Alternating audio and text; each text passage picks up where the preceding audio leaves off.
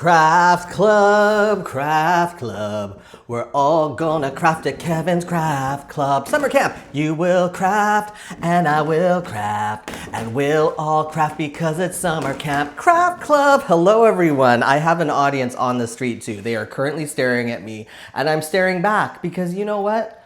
You know what? Go to your house. Go to your house. I am with my friends and we are crafting right now. We are drawing, or we are painting these sun catchers, these lovely sun catchers. As you saw, I've made this lovely penguin, purple and orange, purple and orange. It will catch the sun beautifully. Let me put it on its little hook.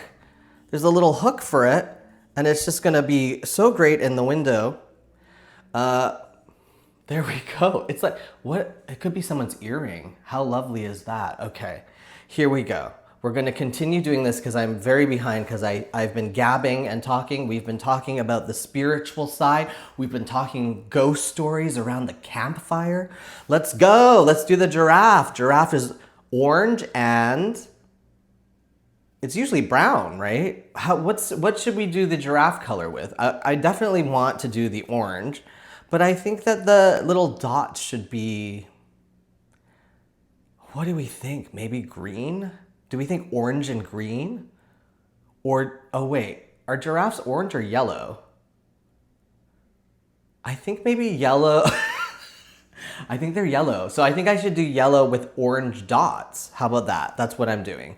Yellow with orange dots. We're gonna start with the yellow because it's the lighter color and I just think it's better that way. So tell me if you have thoughts about ghosts. Ghosts, do they exist? Tell me a campfire story. I'm having fun with campfire stories. I personally, as I've said, don't necessarily believe in spirituality or the afterlife anymore. I just think that I have lost that sense. But I do say this, like the one thing that I do believe in for some reason is astrology. I just think there's something about the way that humans, because it's been around for years. It's you know, it's been a decade. No, it's been around for probably centuries. And there's something about the way that the earth moves and the moon moves that really kind of emphasizes the change of the world, right? Like the change of our bodies, because we're made of water, they're made of water, everything's made of water, you know?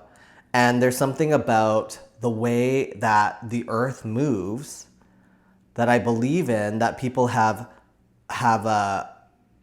witnessed how our bodies change with the way that the moon is. Does that make sense or is that crazy? Okay, this yellow does not shine through. It's not a bright yellow. So now I'm not as excited about, no, I'm still gonna do the tiger orange. I think the yellow is too light, so it's not a vibrant yellow. But I think there is something about the way our bodies moves, the way our DNA moves, and our tingly senses, right? Because we know that there are moments where we're unsafe and there's something in our body. Like, have you ever experienced this? I'm not saying everyone experiences it at the same time, but have you ever been in a situation where you feel like, oh, I'm in danger. Like this place is dangerous. There's something wrong with this place and I am in danger. And it's probably like, you should follow that instinct because you don't know. You don't know what's gonna happen, right? And sometimes it's your body, I think, your body, the water, the DNA in your body telling you to be careful, telling you to watch out and make sure that you're okay. Does that sound crazy as I'm saying it? Does that sound crazier than religion? Maybe. I find that I just believe that more because it makes more sense to me because it's almost more scientific, but maybe I'm wrong. But I will say, like, I trust my spidey senses, for lack of a better word, because sometimes I just feel like it's the only thing I have. And there are moments when, like, I want to say, like, I don't want to capitalize on a tragedy, but this past spring, I'm in Vancouver currently, And there was a festival here where somebody drove into a crowd of people and killed a bunch of people. It's a huge tragedy, right? And I was actually there earlier in the day, and I had been there at the festival also last year, so I had seen the festival and how it was set up. And again, this is probably not appropriate because it's like capitalizing on a tragedy and saying like some people didn't feel the spidey senses, but I did not like how it was set up.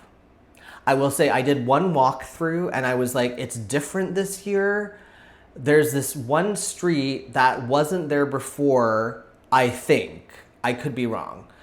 And that is where the tragedy occurred. But that street specifically, I was like, this is weird. And because they had flipped it, because the main stage used to be like south, and they had flipped the main stage to be north, closer to that street that the tragedy occurred. Anyway, I should stop talking about that because it's actually making me really sad too. But I actually went home. I did one walkthrough. I did not stay.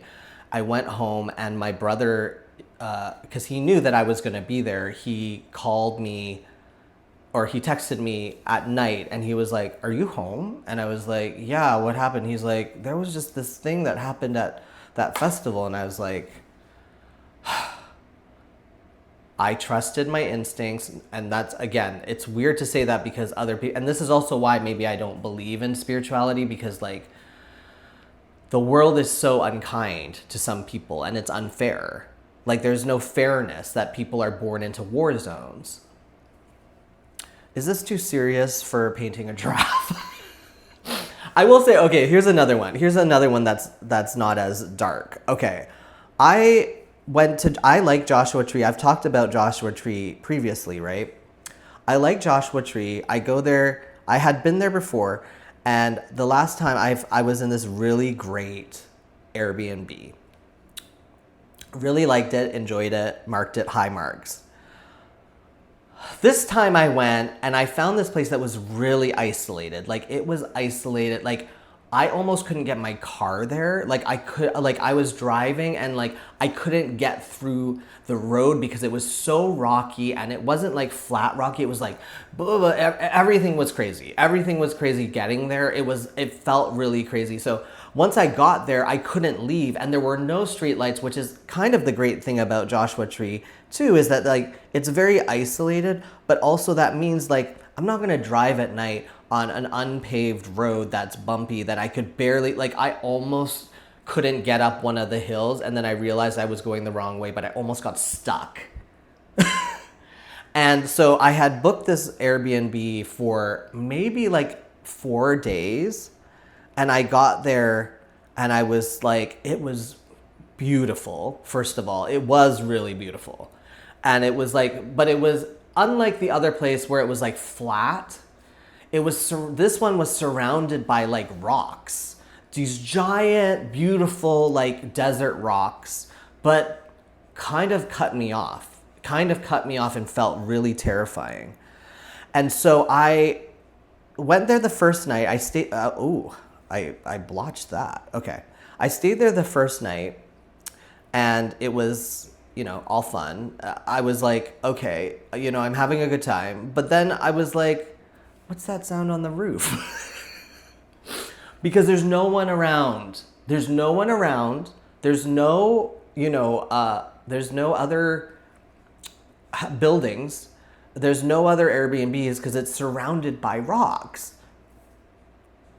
So I was like, something's on the roof. And you could hear something skittering on the roof. And it was terrifying. And I did not like it. But I was like, you know what? You spent... Like, I'm not a big spender, right? So it's not going to be like the most expensive thing in the world.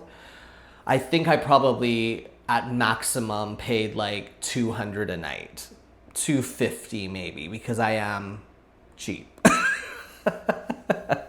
I don't want to spend that much money on, especially when I'm unemployed or whatever. But I felt really crazy and unsafe. And then the second night I was there, still the skittering on the roof, but also there were huge windows everywhere. Like it was fully windowed. And I said that I On my dream, where's my dream picture? It's in the box. On my dream picture, you see that I want the cabin to be isolated on the water, right? Like I want isolated water, right? But this place was so isolated and pitch black, and then all windows. And I think you could roll down some of the windows, like there were blinds for some of the windows, but not all of the windows. So at night, suddenly, I just see flashlights. I am a gay Asian in the middle of Joshua Tree, which is somewhat progressive, but also on the cusps of like unfriendly territory. Let's just say that. And so there were the lights at night, and I was like scared. And then I was like trying to sleep in the room, and I heard skittering on the roof, and I was like, absolutely not. I can't. I gotta go. So I emailed the person, which I have done on Airbnb, and this is why I don't do Airbnb anymore, because if I don't like it, I can't leave and I still have to pay the rest of the money. There was one time where I paid for an entire month and I hated it, and I only lasted like 4 days. And luckily it was a monthly rate and I was working, so I got paid, but I lost a lot of money that I would have potentially made because I had to leave. And so this was the same with the Joshua Tree. I was like, it's not worth the vacation. I think I'm done, y'all. I'm done. Thank you. And I left that place. Okay, here's my giraffe.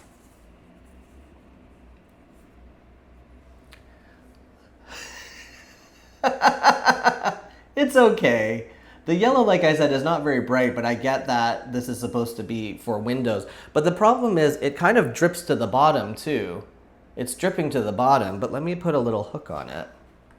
I love the little hooks. That's fun. Oh, you're supposed to put it here in the stomach. Okay. Okay. Well, this hook doesn't work as well. What are you doing? Okay. Sideways hook. So we have that and the penguin, which actually hooks quite well. Could make some earrings.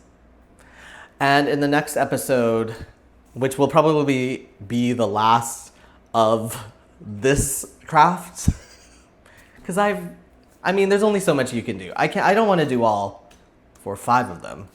I will do the monkey. So that's very exciting for me. So anyway, with Joshua Tree, I let that place go, and I actually went to Palm Springs because I love a Palm Springs. I don't like the hotels, like I said, and I've not ever found a hotel that I really like there, but I like the town and I like everything going to bed at 8 o'clock. I love that everything is early and then everyone is quiet, and there's noise ordinance, which people complain about. They're like, oh, if you get an Airbnb, you can't play music. And I'm like, good. I don't want to hear your music.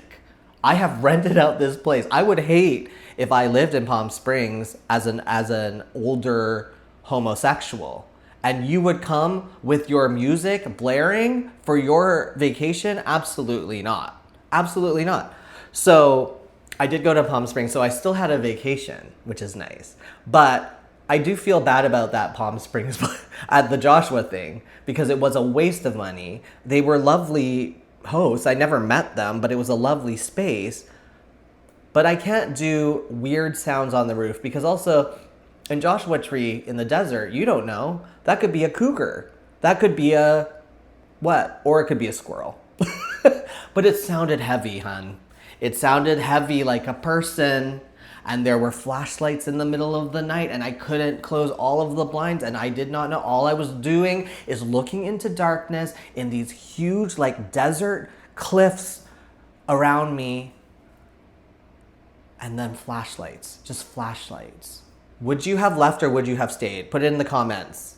Are you braver than me? Would you have stayed in that Joshua Tree Airbnb with sounds on the roof and flashlights flashing in the darkness? Like, it's dark because you want to see the stars in Joshua Tree, right? It's pitch black and terrifying. Anyway, that has been my campfire story for Craft Club. Craft Club. We're all gonna craft at Kevin's Craft Club.